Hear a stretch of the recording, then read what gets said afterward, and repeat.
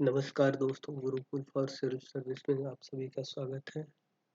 आज से हम लोग यहाँ पे ज्योग्राफी स्टडी करेंगे और हमारा पर्पस मेन यहाँ पे ज्योग्राफी स्टडी करने का UP PCS, UP triple SC, UPSC, UP RO ARO, high course ये सब एग्जाम को ध्यान में रखकर हम लोग ज्योग्राफी स्टार्ट करेंगे।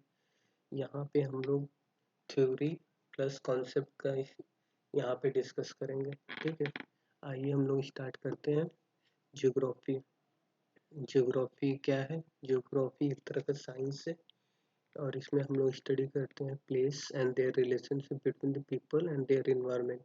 यहाँ पे हम लोग जो मनुष्य कोई भी लिविंग बीइंग रहता है उसके और इन्वायरमेंट बीच में क्या रिलेशन है उसके बारे में हम लोग ज्योग्राफी में स्टडी करते हैं। और ज्योग्राफी जो शब्द है इसको सबसे पहले किसने कॉइन किया था? एरिस्टोथनीज ने।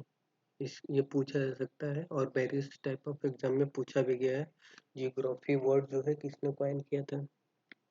तो आपको इसका उत्तर देना है एरिस्टोथनीज और ये यूनान के जियोग्राफर थे। ठीक है, और जियोग्राफी को हम लोग डिवाइड करते हैं टू पार्ट में, physical geography, human geography. Physical geography में हम लोग इसमें डील करते हैं। Physical geography deals with process and pattern in the nature of environment. इसमें हम लोग स्टडी करते हैं कौन कौन सा प्रोसेस इन्वॉल्व होगा।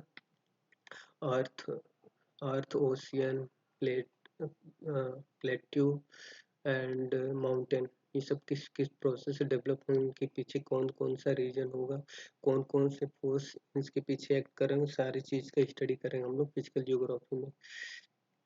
और फिर इसमें आता है, इसमें हम लोग पढ़ेंगे geomorphology, climatology, soil geography, ocean geography और बायो जियोग्राफी। ठीक है, और फिर दूसरा पार्ट है ह्यूमन जियोग्राफी। इसमें हम लोग स्टडी करते हैं peoples and their community, culture and economics. ये इसमें हम लोग ह्यूमन जियोग्राफी में ये सब स्टडी करते हैं। इसमें आता है political geography, social geography, cultural geography, economics geography, settlement geography. हम लोग ह्यूमन जियोग्राफी में ये सब पढ़ेंगे आगे। सबसे पहले हम लोग स्टार्ट करेंगे फिजिकल जियोग्राफी, उसके अंदर आता है जियोमॉर्फोलॉजी। सबसे पहले हम लोग जियोमॉर्फोलॉजी स्टार्ट करेंगे। इससे क्या होगा, हमें इंडिया या वर्ल्ड का जियोग्राफी पढ़ेंगे तो उसकी अच्छे से अंडरस्टैंडिंग डेवलप है, कैसे इंडिया डेवलप हुआ, उसके पीछे क्या क्या रीजन है, हिमालय कैसे बना, और और भी वर्ल्ड के जितने भी कॉन्टिनेंट है वहाँ पे क्यों पर्वत वेस्टर्न साइड रहता है, इसके बारे में हम लोग यहाँ पे स्टडी करेंगे। और इसमें जो मॉर्फोलॉजी में जो दो प्रोसेस एक्ट करते हैं, एक इंडोजेनिक जेनिक और एक्सोजेनिक बाहर फोर्स, यह अंदर का फोर्स होता है, इसको एंडोजेनिक कहते हैं। और इसमें दो टाइप का स्लो मूवमेंट होता है, सडन मूवमेंट। स्लो मूवमेंट में हमारा माउंटेन ये सब फॉर्म होते हैं। सडन मूवमेंट में आपने देखा होगा वोल्केनिक इरप्शन अर्थ पे, ये सब सडन मूवमेंट में आता है। और ये स्लो मूवमेंट बहुत ही, इसमें मिलियंस ऑफ ईयर लग जाते हैं फॉर्म होने में। और फिर इसमें आता है एक्सोजेनिक में वेदरिंग में हम लोग देखेंगे कौन कौन सा फिजिकल, केमिकल, बायोलॉजिकल होता है, इरोजन क्या क्या होता है, किससे किससे इरोजन होता है, डिपोजिशन कहाँ पे हो रहा है, किससे होता है, सारी चीज़ें हम लोग इसमें एक्सोजेनिक में स्टडी करेंगे। फिर इसमें आता है हम लोग को सबसे पहले लिथोस्फीयर स्टडी करेंगे। लिथोस्फीयर क्या होता है? भूमंडल। भूमंडल सबसे पहले हम लोग स्टार्ट करेंगे भूमंडल। इसमें हम लोग देखेंगे origin of continent and ocean basin, कैसे ocean base continent and ocean बने, ये सब हम लिथोस्फीयर में देखेंगे। और उसी में आता है फिर ओरिजिन ऑफ माउंटेन्स, माउंटेन के ओरिजिन पीछे क्या क्या रीजन है, कौन कौन से फोर्स एक्ट करते हैं, सारा चीज़ हम लोग इसमें स्टडी करें। और इससे पहले स्टार्ट करने से पहले हम लोग देख लेते हैं अर्थ, ओरिजिन ऑफ अर्थ, अर्थ का ओरिजिन कैसे हुआ है। सबसे पहले इसके बारे में थ्योरी आई थी जियोसेंट्रिक।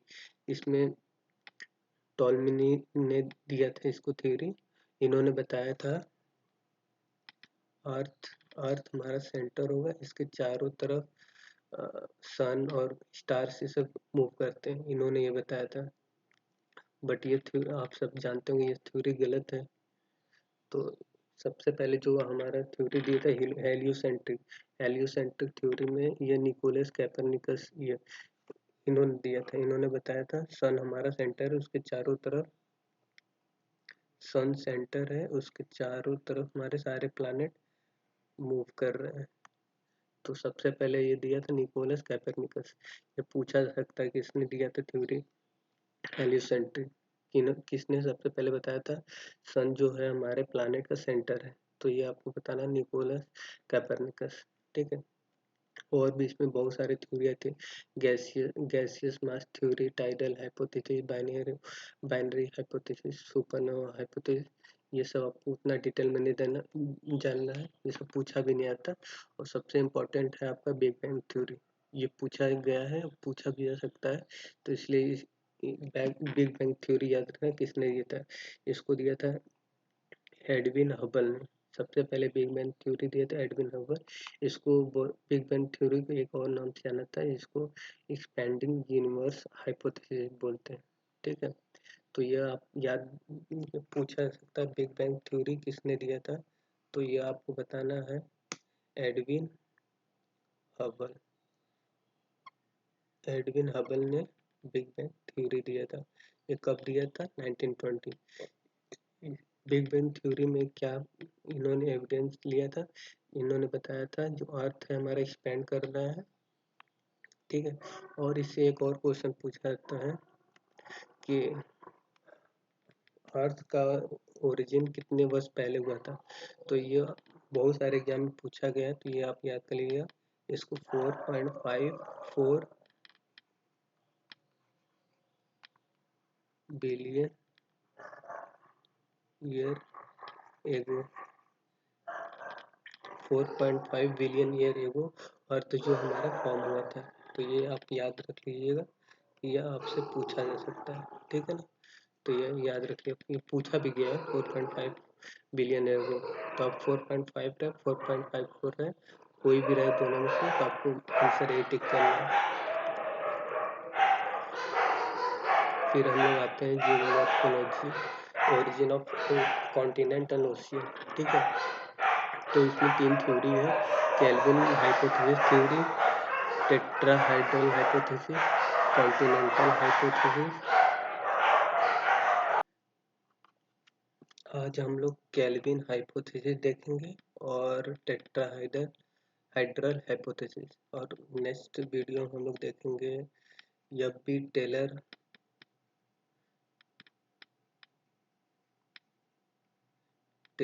का और अल्फ्रेड वेगनर का कॉन्टिनेंटल ड्रिफ्ट थ्योरी। तो अभी स्टार्ट करते हैं केल्विन हाइपोथेसिस। केल्विन हाइपोथेसिस इन्होंने बताया था अर्थ क्या है, इनिशियल में गैसियस स्टेट में था, हॉट गैसियस स्टेट में था। ठीक है ना। तो आपको आपसे क्वेश्चन पूछा जाता है अभी फिलहाल में हमारे प्लैनेट कौन कौन से गैसियस स्टेट में है, कौन कौन से प्लैनेट गैसियस स्टेट में है। तो इसका उत्तर आपको पता ही होगा। तो इस अभी हमारे प्लैनेट में 2 प्लैनेट जो है गैसियस स्टेट में है। तो पहला है जुपिटर, दूसरा है सैटर्न। ठीक है। तो इन ये दोनों गैसियस स्टेट में है। और मरकरी वेनस अर्थ मार्स, और ये सब हमारे सॉलिड स्टेट में है। और फिर ये बच गए यूरेनस नेपच्यून, ये हमारे आइस, ये दोनों हमारे किस फॉर्म में है? आइस। ये किस में है? गैसियस। और ये सब जो है हमारे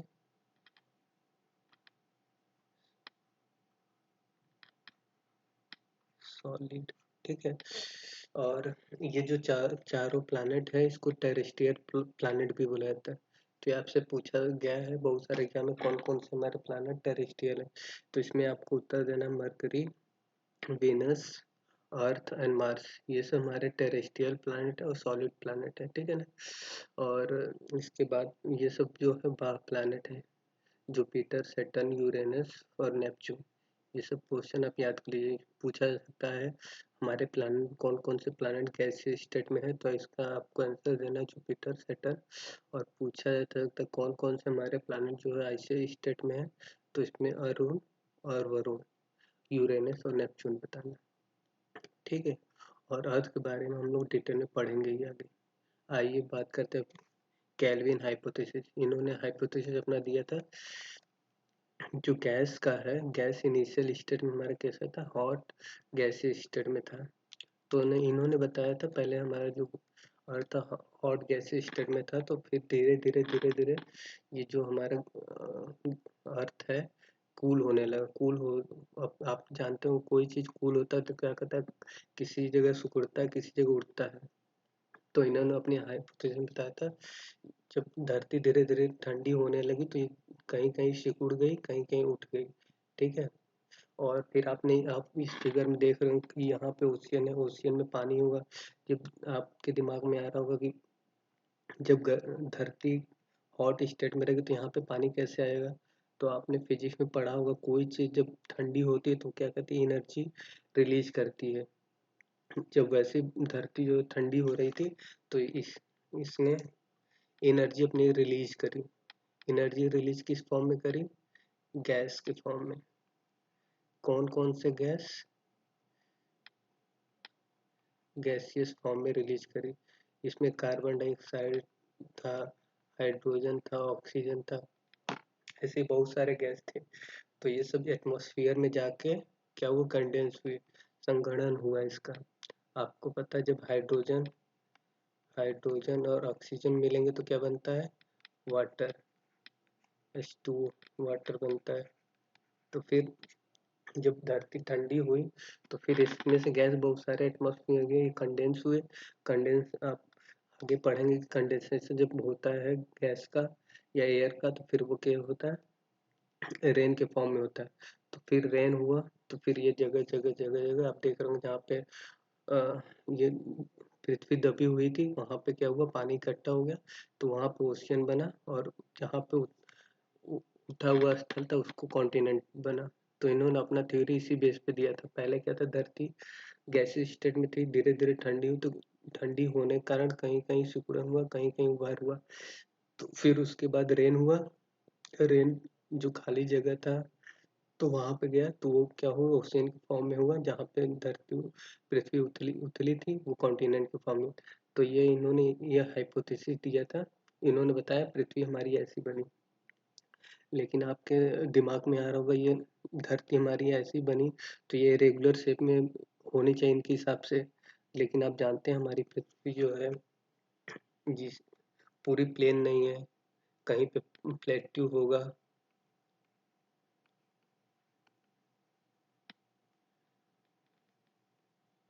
और कहीं पे माउंटेन है। तो इनकी थ्योरी इन सब पे सेटिस्फाई नहीं करती, तो आप बोल सकते हैं इनकी थ्योरी का यहाँ पे एक ड्रॉबैक है। इन्होंने ये सब प्लेट्यू कैसे बना, माउंटेन कैसे बना, इन सब के बारे में इन्होंने नहीं बताया। तो ये इनकी थ्योरी का ड्रॉबैक है, तो आप ये बता सकते हैं, ठीक है।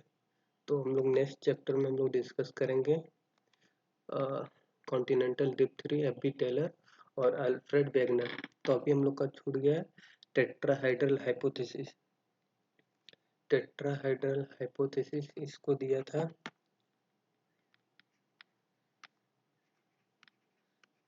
लुथियन लुथियन ग्रीन ने। ये टेट्राहाइड्रल हाइपोथेसिस,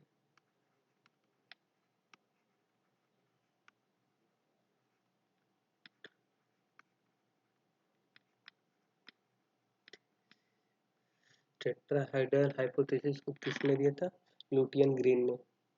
इनका थ्योरी मेनली ऑब्जर्वेशन पे था, ऑब्जर्वेशन बेस्ड था। मतलब इन्होंने जो देखा वही अपनी थ्योरी में बता दिया।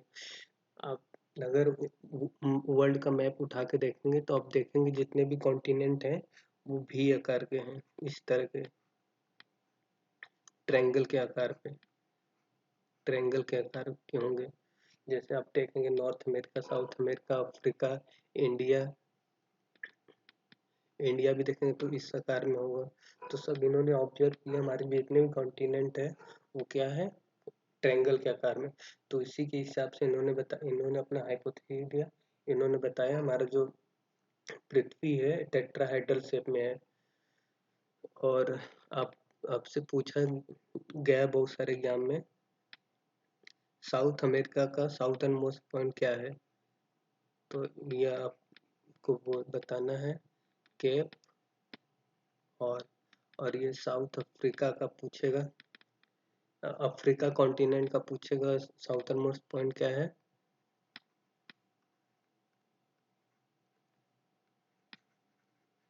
Cape Agulhas.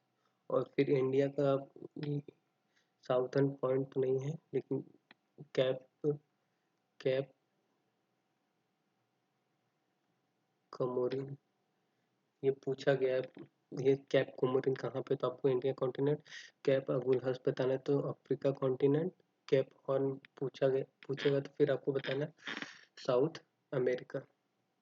ठीक है, इनका ऑब्जर्वेशन बेसिकली ऑब्जर्व इन्होंने जो ऑब्जर्व किया उसी पे दे दिया। तो इन्होंने देखा जो हमारे कॉन्टिनेंट ट्रायंगुलर फॉर्म में, इसीलिए इन्होंने टेट्राहेड्रल बताया। इन्होंने अब टेट्राहेड्रल का शेप देखेंगे तो कुछ इस तरह रहता है, कुछ इस तरह इन्होंने बताया अपना टेट्राहेड्रल थ्योरी।